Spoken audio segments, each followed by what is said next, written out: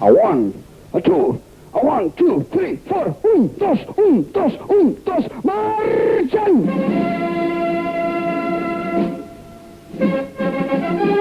Derecha, izquierda, derecha, izquierda. ¡Ar! ¡Ya son esos! ¡Volar! ¿Dónde vais? ¡Volar! ¡Volar! La paz no remata, la mere mata, la paz no remata, la mere mata, la mere mata, la paz no remata, la mere mata. ¡Por Estado y viva la anarquía! ¡No por Estado y viva la anarquía! ¡La República!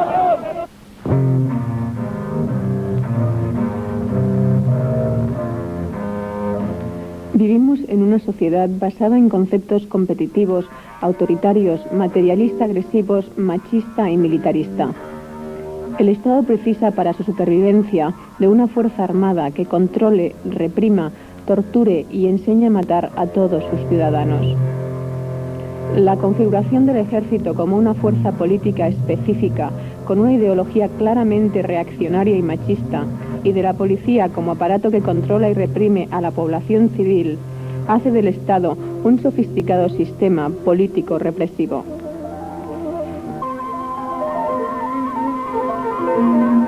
El ejército centra su sentimentalismo en todo un complejo e intocable sistema simbólico de banderas, distintivos, ceremonias, tradiciones y muertos ilustres.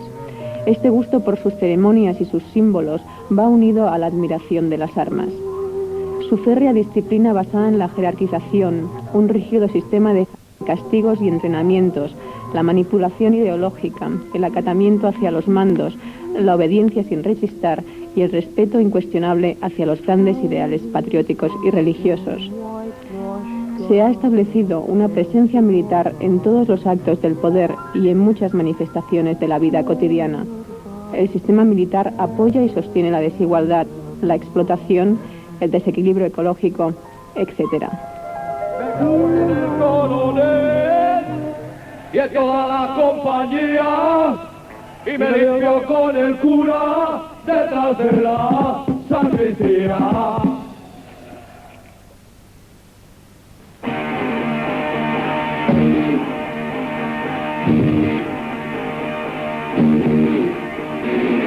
Moriréis como imbéciles, moriréis como héroes, mientras ellos se refugian, pasarán por la religión.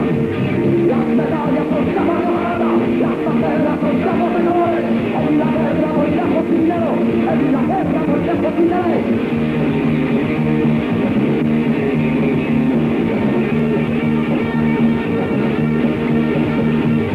Mierda de héroe, fusilado, mierda de héroe, radiactivo, mierda de héroe, muerto.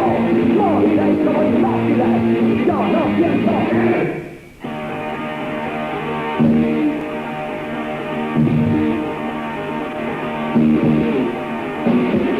Moriréis como imbéciles, moriréis como héroes.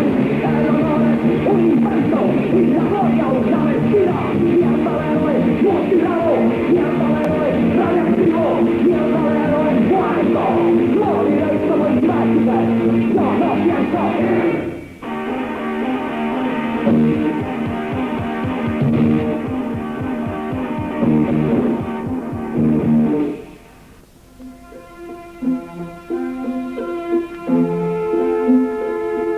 El servicio militar no se impone hasta después de la Revolución Francesa. Nacido para defenderse de la intervención extranjera, es el pilar con el que Napoleón acometería sus aventuras imperiales. Inevitablemente se extendería por toda Europa. El servicio militar obligatorio tenía una duración de 3 años y así permanecería hasta bien entrado el presente siglo. Los jóvenes reclutas podían salvarse pagando al Estado grandes cantidades de dinero, rescates o redenciones, o utilizando el sistema de sustitutos.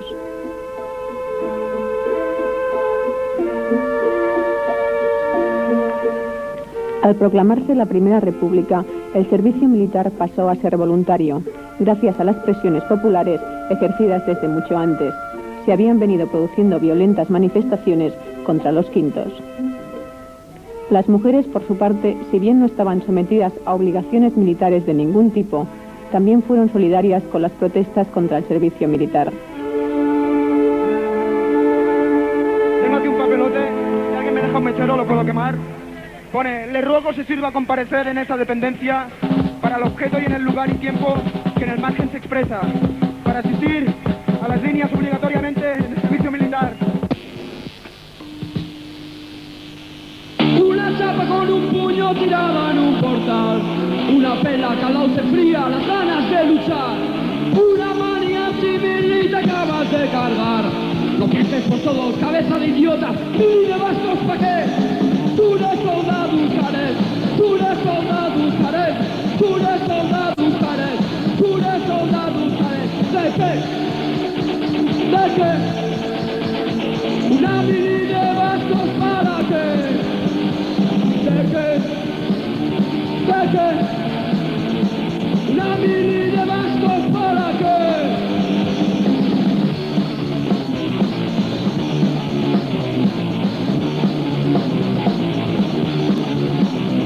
¿De qué? ¿De qué? Una mili de vascos para qué. ¿De qué? ¿De qué? Una mili de vascos para qué. Tú eres soldado Usaret, tú eres soldado Usaret, tú eres soldado Usaret.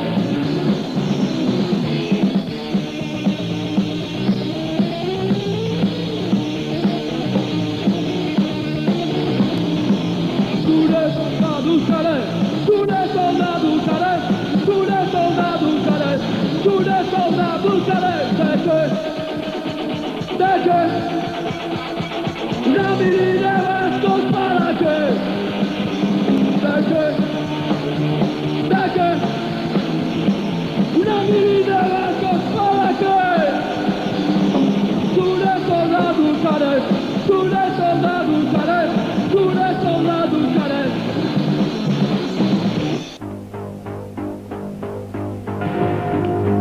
Es en el año 1959 cuando aparecen los dos primeros objetores de conciencia pertenecientes a los Testigos de Jehová, negándose a vestir el uniforme militar. La inexistencia de una ley que regulara el derecho de objeción de conciencia hizo que los militares tomaran el caso. Así pues, fueron juzgados por consejo de guerra y condenados por desobediencia a superiores. Las penas comprendían desde 6 meses y 1 día a 6 años de prisión militar, según establecía el artículo 328 del Código de Justicia Militar. El citado artículo resultó ser totalmente incoherente. Una vez cumplida la pena, tenían que reincorporarse a filas, cosa que los objetores se negaban a realizar. Entonces volvían a ser procesados y encarcelados. Solamente se rompía el ciclo cuando estos cumplían la edad de pase a la reserva a los 38 años. Los más de 200 objetores aparecidos desde el año 1959 hasta el año 1970 fueron testigos de Jehová. Es en el 1971 cuando aparece el primer objetor de conciencia no perteneciente a esta religión. En abril de 1970, el gobierno envía a las Cortes un proyecto de ley, el cual es devuelto. Lo mismo sucedería con el siguiente en mayo de 1971. Los objetores de conciencia quedaban otra vez al amparo de la jurisdicción militar. En el Código de Justicia Militar, con Ley 29/1973 de 19 de diciembre, incluye un capítulo 5 bis, el cual consta de un solo artículo, con el que se castigaba con la pena de 3 años y 1 día a 8 años de prisión a todo aquel que, declarado soldado o marino útil, rehusase expresamente y sin causas legales prestar el servicio militar. Una vez cumplida la condena impuesta, el penado quedaba excluido del servicio militar, excepto en caso de movilización por causa de guerra. Los objetores de conciencia, reunidos en Madrid en enero de 1977, repudiaban el actual código y creaban el Movimiento de Objeción de Conciencia, MOC, que aglutina a más de la mitad de los objetores existentes hoy en día. La primera seria: quina ha sigut la resposta del MOC després de l'aprovació de la llei d'objecció de consciència? Bé, quan al desembre de l'any 84 el govern es va publicar en el butlletí oficial de l'Estat la llei que regula l'objecció de consciència el que és el servei militar. Des d'aquell moment i amb tots els projectes que hi havia hagut abans, doncs el moviment d'objecció va plantejar la seva postura, la intenció de fer inaplicable aquesta llei i, a més, el fet d'aquesta postura de fer-la inaplicable es caracteritzava per la desobediència de la mateixa llei i tot el ventall de no col·laboració amb la mateixa. Quina és la quantitat d'objectors que hi ha i quina qualitat d'objectors tenim? O sigui, diferents tipus o nivells? Bé, actualment a nivell de tot l'Estat hi ha uns 30.000 objectors. D'aquests 30.000 hi ha diverses, no diríem tipus, però sí que hi ha gent que es pot classificar segons la intenció que té el govern i que té l'Estat en aplicar la llei d'una determinada manera o una altra. Podríem dir que hi ha tot el contingent d'objectors que hi havia acumulats abans que sortís la llei, és a dir, tots els objectors més antics, que sembla ser que seran possiblement objectors als quals se'ls doni una espècie d'indult, una exempció, una amnistia, etc. Tot aquest gruix, diríem, són els objectors que estan o que han estat durant temps esperant, segons el govern, esperant que sortís alguna reglamentació, etc. Després hi ha els objectors que es declaren objectors un cop han iniciat ja el servei militar, cosa que la llei no reconeix, cosa que també es va presentar recurs al Tribunal Constitucional i al final el Tribunal Constitucional va dir que no es podia acceptar que els joves que havien iniciat el servei militar es declaressin objectors, és el que es diu l'objecció sobrevinguda. Actualment ben bé hi ha com una trentena d'objectors a nivell de tot l'Estat que estan en aquesta situació. Hi ha hagut tota una variació, gent que ha estat detinguda, com el cas del Cesc Alexandri, l'Enrique Jiménez, el Miquel Rodríguez, gent que ha estat amagada, ara actualment ja et dic una trentena. Després hi ha tot un seguit d'objectors que són objectors que han estat reconeguts i acceptats pel Consejo i que previsiblement seran els que començaran a ser cridats per fer la prestació social substitutòria. I després hi ha tots els darrers objectors que des de la sentència del Tribunal Constitucional l'octubre del 1987, aquest octubre passat, doncs estan començant a denegar declaracions col·lectives. Les instàncies com des del MOC i des del moviment antimilitarista s'envia no reconeixent aquest Consejo, no reconeixent la potestat que té per declarar o no declarar objector, etc. Con la subida al poder del Partido Socialista Obrero Español, PSOE, presentaría en la Cámara de los Diputados un proyecto de ley sobre objeción de conciencia, la cual está dividida en dos partes. La primera, que regula el régimen de recursos en caso de objeción de conciencia y su régimen penal, y la segunda, que regula la objeción de conciencia, la presentación social o sustitutoria en el Consejo Nacional de Objeción de Conciencia y su régimen disciplinario. Dicha ley suscitó un fuerte rechazo por parte del movimiento de objeción por no reconocer la objeción como un derecho fundamental. El régimen disciplinario, así como el penal, se inspiraban en el régimen disciplinario militar, su duración de 16 a 24 meses. La objeción sobrevenida o objeción a media mili no está reconocida. La puesta en marcha de la ley dio a conocer cómo funcionaría esta. El Consejo Nacional de Objeción de Conciencia, que en teoría tendría que salvaguardar el derecho de los objetores, haría de canalizador hacia los intereses del gobierno y los militares. Más de 100 objetores serían encarcelados por las incongruencias cometidas por el Consejo. Al negar-se a participar, a anar a col·laborar amb la prestació social substitutòria que des de l'Estat s'imposa als objectors i en lloc del servei militar. Llavors, clar, això és una postura d'enfrontament directe amb tots els poders i que costa actualment d'explicar, sembla ser bastant.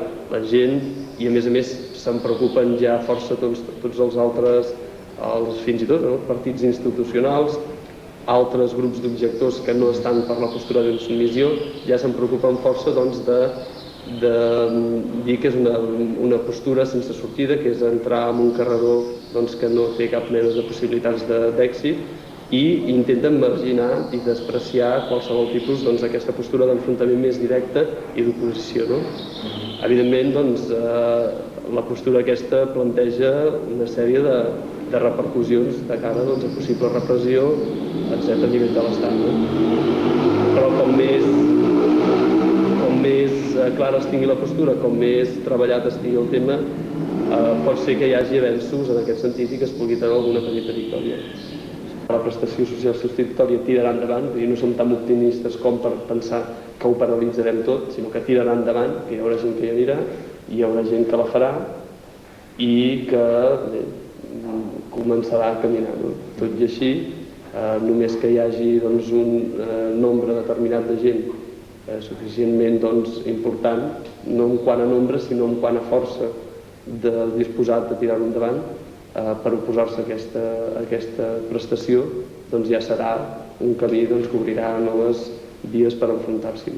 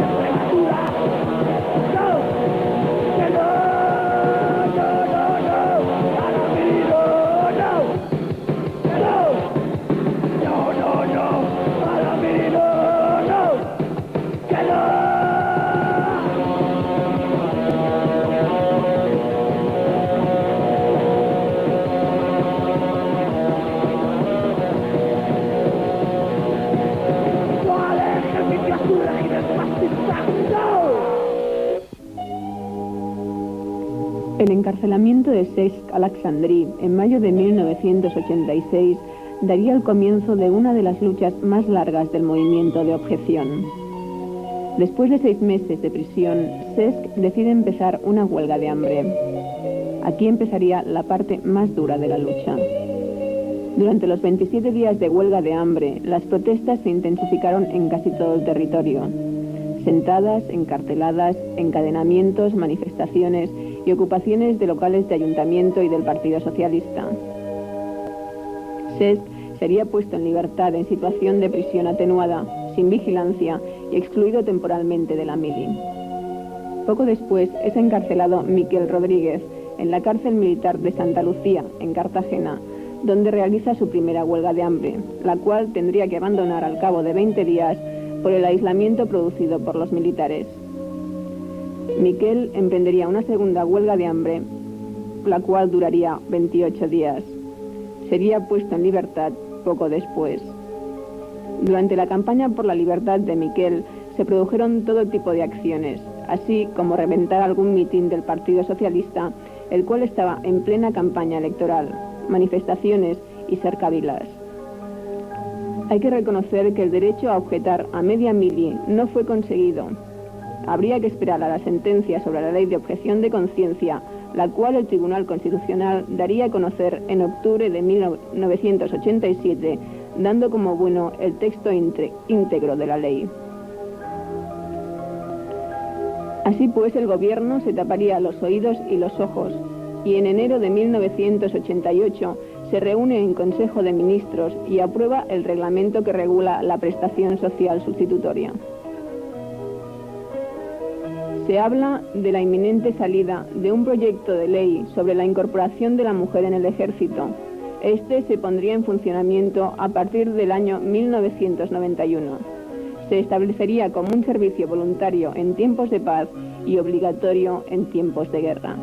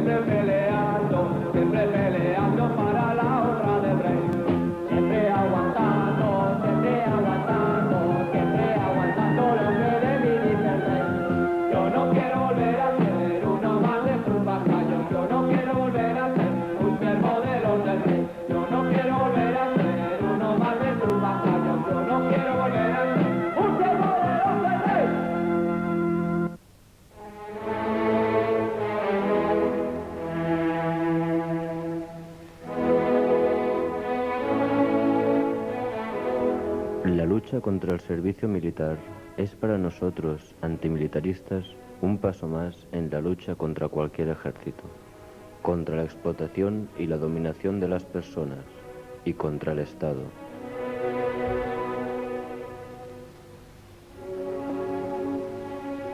Estamos por la autoorganización de todos los aspectos de nuestra vida, por una sociedad libre, justa y solidaria.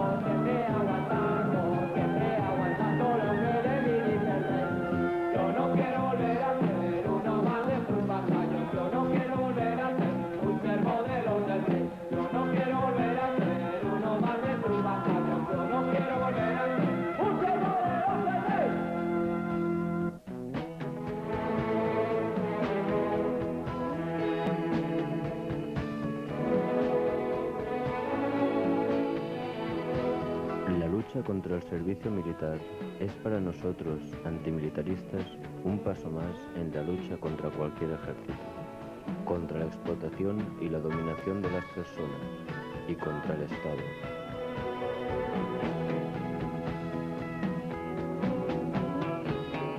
Estamos por la autoorganización de todos los aspectos de nuestra vida, por una sociedad libre, justa y solidaria.